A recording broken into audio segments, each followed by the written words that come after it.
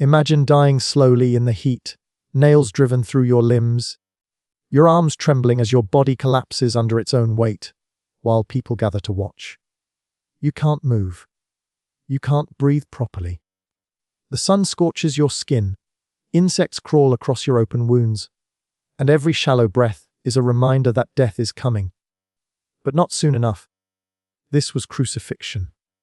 It was Rome's ultimate punishment, reserved for those they saw as the worst of the worst rebels, runaway slaves, and enemies of the state.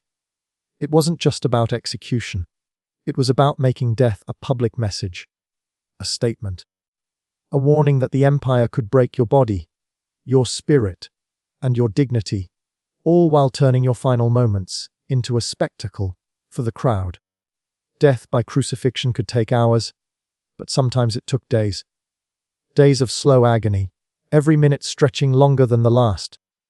Every hour filled with pain and fear, your life dripping away in the dust. And when death finally arrived, your body was often left hanging, rotting under the sun, birds tearing at your flesh while the world kept moving around you. Because Rome didn't just conquer lands. It conquered people's fear, using punishment as a tool of power and humiliation. History is dark, and Rome knew exactly how to make death the ultimate humiliation. Crucifixion didn't start with Rome.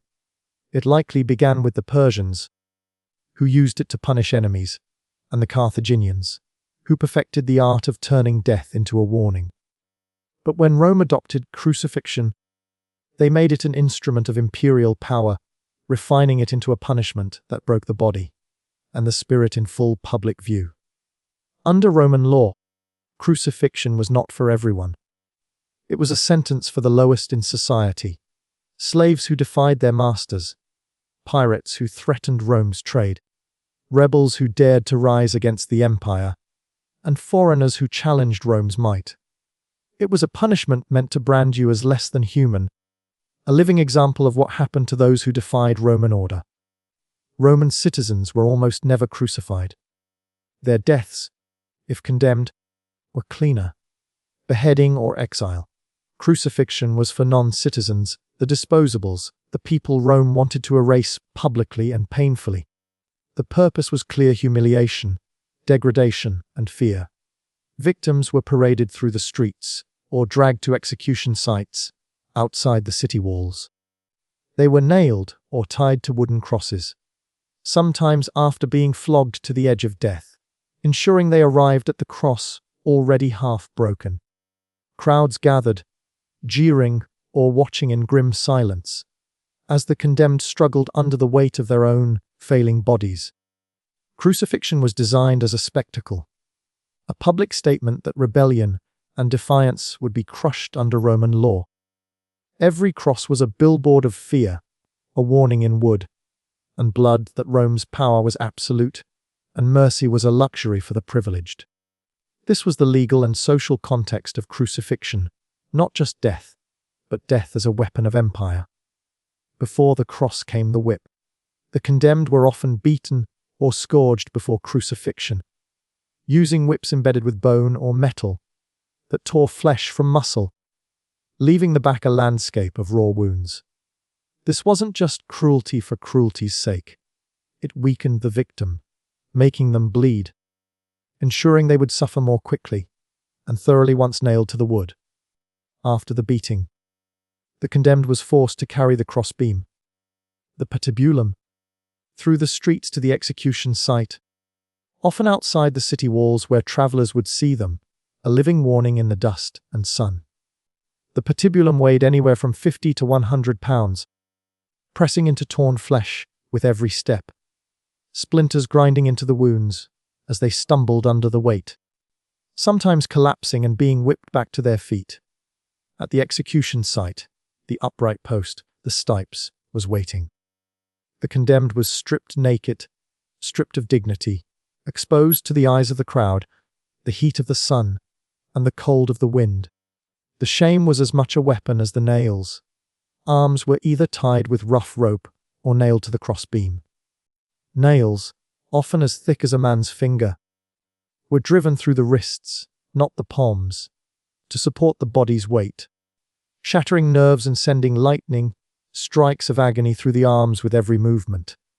The crossbeam, with its screaming occupant, was then hoisted onto the upright post and secured in place. Next came the feet.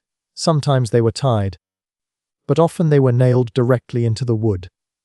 The legs bent just enough to force the victim to push themselves up to breathe, only to collapse again in exhaustion and pain. This cycle, pushing up for breath, collapsing under agony, could go on for hours, even days, as the victim's body slowly betrayed them. Crucifixion wasn't designed for a quick death. It was engineered for maximum suffering. Death could come from blood loss, but more often it was dehydration and shock.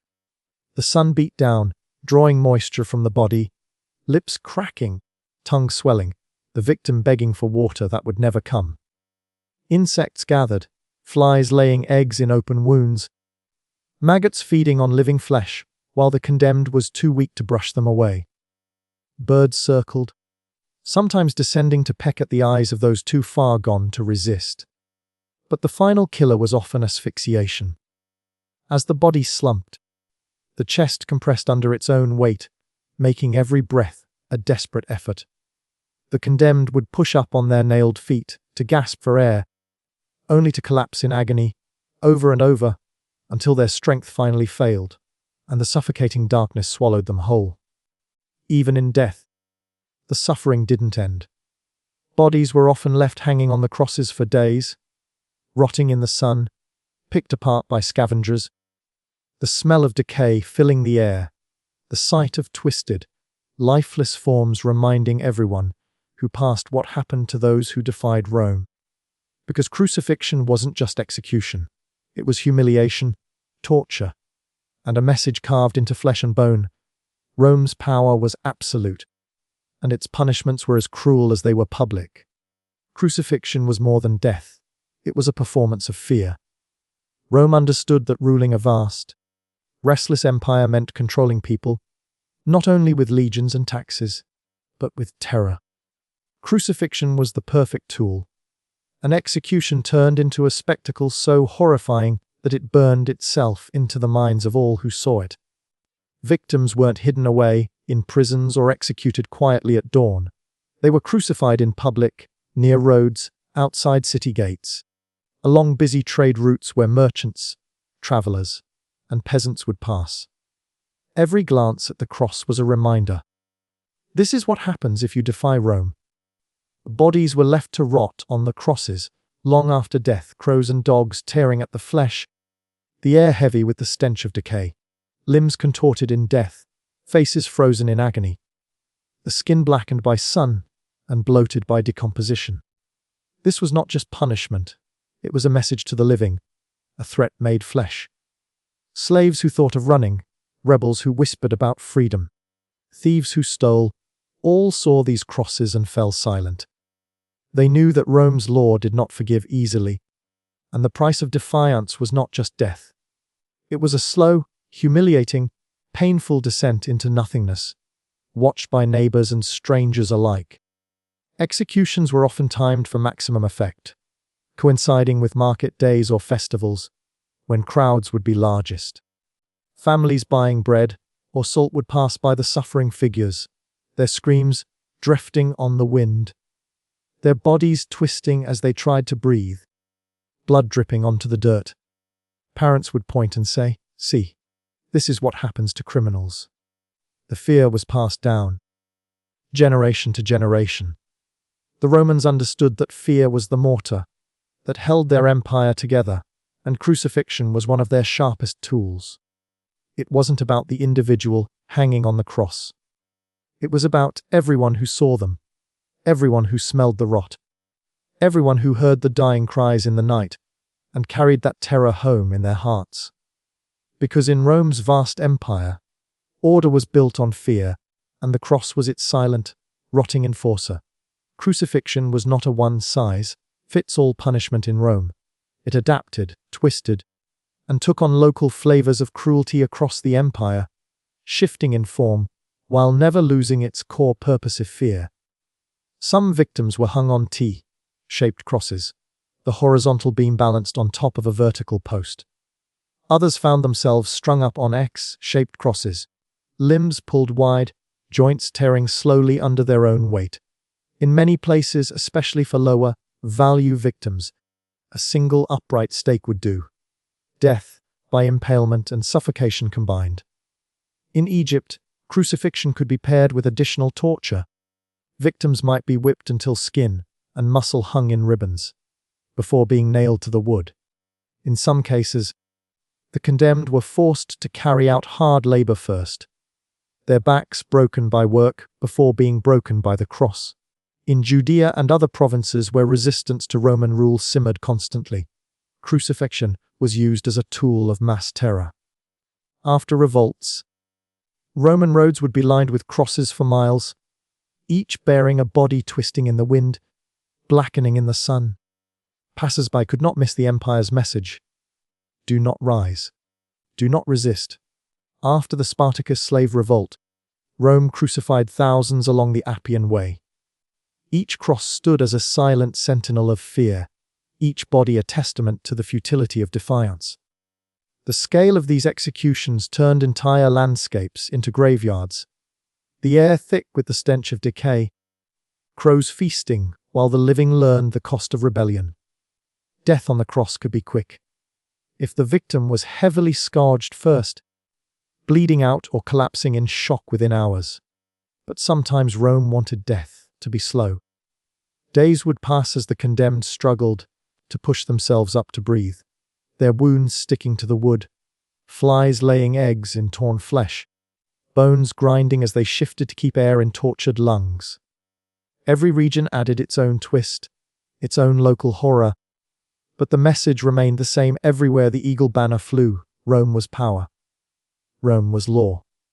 And the cross was the silent enforcer, standing watch while the empire's subjects learned what fear truly meant.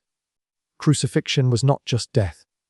It was a slow unraveling of a human being, stripping away dignity, comfort, and hope, piece by piece. Victims were typically nailed through the wrists, not the palms, because the weight of the body would tear the hands apart if nailed higher. Iron spikes were driven between bones, shattering nerves, sending waves of searing pain up the arms and into the chest, locking hands into claws of agony. The body's positioning on the cross was designed to maximize suffering. Hanging with arms stretched out caused the chest to remain expanded, making it nearly impossible to exhale fully. Every breath became a conscious, torturous act. To draw air, the condemned would have to push up using nailed feet or tied legs, scraping raw flesh against splintered wood, forcing breath into lungs while tearing open wounds. Cramps twisted the limbs into unnatural angles, locking muscles in fiery knots. The arms would pull from their sockets, shoulders dislocating, elbows hyperextending. Breathlessness led to panic, panic led to frantic, jerking movements, which tore wounds wider and sent blood dripping down the wood. When Rome wanted death to come quicker, they ordered crucifixion, the breaking of the legs with an iron club or hammer. The legs snapped, bone shards tearing flesh, leaving the victim unable to push up for air, leading to rapid suffocation. The end came not with peace, but with the final choking gasp of a body suffocating under its own weight. The environment became another executioner. Under the searing sun, the condemned burned, sweat pouring into open wounds. At night, the cold winds chilled exposed flesh, causing the body to convulse, reopening scabs that struggled to form. Flies swarmed, drawn by the blood and sweat, laying eggs in wounds, while insects crawled across the skin, into the eyes, the nose, the mouth. The smell of blood, sweat, excrement, and decay clung to the body and drifted on the breeze, a constant reminder of mortality to any who passed. Birds circled, landing to peck at the still, living flesh, tearing away strips of skin, as the victim could only twitch helplessly, unable to swat them away. And through it all, there was the waiting, the psychological horror of knowing there was no rescue, no quick mercy, only hours or days of pain, thirst, shame, and fear until the body finally gave up. It was not just execution. It was a methodical, public demonstration that the empire's will was absolute, and that the price of defiance would be felt in every nerve, every labored breath, until even the final scream was silenced by death. In Rome, public executions were not hidden behind prison walls. They were spectacles, rituals of control that turned suffering into a show. When a crucifixion was scheduled, crowds gathered. Citizens, slaves, and travelers passing along Roman roads paused to watch. The condemned, nailed to crosses along highways and city gates, became living billboards of Rome's power and the cost of disobedience. Laughter, jeers, and casual conversation filled the air as men, women, and children observed the suffering, turning agony into a spectacle, as normal as a market day. Executions were scheduled to coincide with markets and festivals to ensure the maximum audience. A thief, a rebel, a runaway slave. Each became an example of what happened to those who challenged Roman law. The punishment was not just for the condemned. It was a message carved into the minds of everyone who witnessed it. The Romans saw public punishment as a tool of social control, a reinforcement of the social hierarchy. Slaves and non-citizens watched, learning fear. Citizens observed, reminded that order was sacred, and the Pax Romana was enforced by the iron nails of Rome's justice. Crucifixion was part of a broader arsenal of Roman punishments, each brutal in its own right, damnatio ad bestias. Condemned prisoners thrown into the arena, torn apart by lions or bears, while crowds roared in delight. Burning alive, used for arsonists or particularly heinous criminals, a punishment that stripped a body of dignity by flame. Beheading, a quicker, cleaner death, often reserved for Roman citizens as a merciful execution compared to the alternatives. Yet crucifixion remained the ultimate humiliation. It was slow, exposing, and agonizing.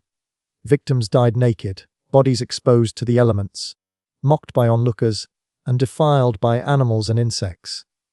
It denied the condemned any semblance of a dignified death, reducing them to a prolonged, living corpse hanging between earth and sky. To Rome, it was justice. To those who suffered it, it was a death worse than death, an end stretched into days of torment under the indifferent gaze of the empire and its people. Over time, even Rome's iron grip began to shift. The practice of crucifixion, once a routine display of power and fear, slowly fell out of favor as the empire changed and its legal systems evolved. As Roman law refined, the empire grew increasingly complex, and the brutal public spectacles that once defined justice began to draw criticism from philosophers, senators, and even emperors who saw the horror it inflicted, not only on the condemned but on society itself. The shifting moral tides within the empire, combined with the practical challenges of maintaining such punishments, led to a gradual reduction in its use. The expansion of Roman citizenship and the slow spread of different philosophical and religious influences also played a role. As the empire absorbed new territories, the lines between citizen and non-citizen blurred, making it politically riskier to employ such a dehumanizing execution. Eventually, under the later Roman Empire, crucifixion was formally abolished as part of broader legal and moral reforms that sought to present Rome as a civilized empire rather than a brutal conqueror. What was once a symbol of ultimate authority and terror became an uncomfortable reminder of the darkness humans could inflict upon each other. Yet, in its abolition, there is a reminder that even the harshest empires can recognize the horror of their own practices, and that no cruelty, no matter how normalized, lasts forever. When we look back at crucifixion, it is impossible not to see the depths of human cruelty when power is left unchecked. It was a punishment designed not just to end life, but to erase dignity, to turn a human into a spectacle, a warning, a rotting symbol of fear. In many ways, crucifixion embodies Rome's cold efficiency. Law, order, and brutal spectacle working hand in hand to keep a vast empire in line. It was justice, entertainment, and terror, all nailed together on a wooden cross for everyone to see. And while the empire that wielded crucifixion with such confidence is long gone, we must remember that the people who suffered it were real. Their pain was real. Their deaths were slow, lonely, and stripped of all comfort. They are often forgotten, overshadowed by the grandeur of Roman roads, aqueducts, and conquests. But their screams were as much a part of Rome as its marble temples and triumphal arches. History is dark, and we must remember it.